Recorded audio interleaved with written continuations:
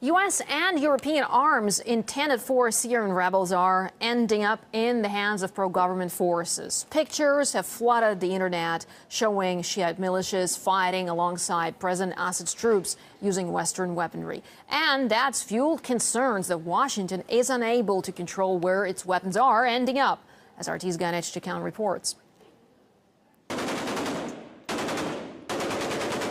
Weapons don't discriminate. U.S.-made arms are now showing up in the hands of Iranian-backed militias fighting in Syria.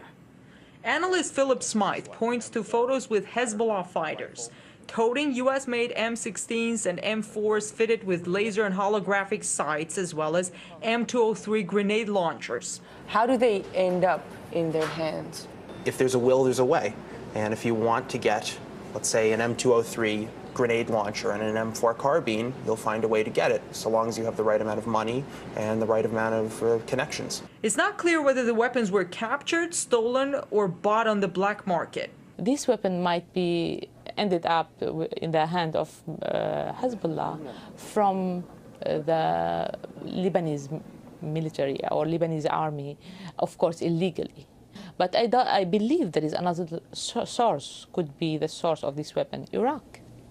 Similar U.S.-designed weapons appear in the hands of Syrian rebels, including fighters with al-Nusra Front, an al-Qaeda affiliate the U.S. has designated a terrorist group. It shows the alarming tendency for the weapons to change hands in unexpected ways.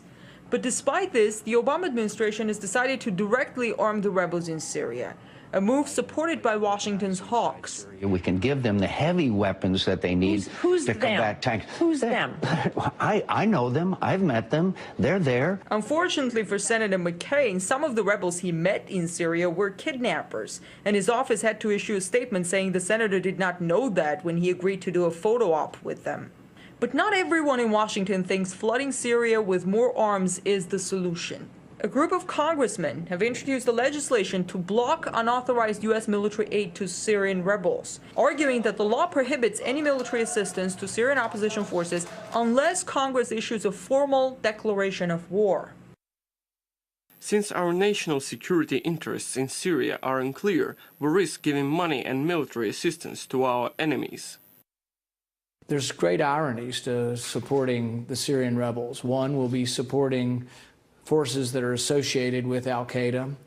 The 2001 use of authorization of force said specifically that we could go after the Taliban, al-Qaeda, and associated forces.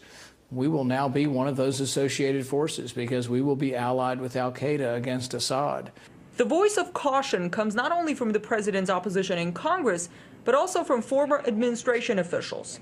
For us to think we can influence or determine the outcome of that, I think is a mistake. I thought it was a mistake in Libya, and I think it is a mistake in Syria. We overestimate our ability to determine outcomes. You may think that the U.S. has learned the hard way that by arming friends, you may be arming your enemies.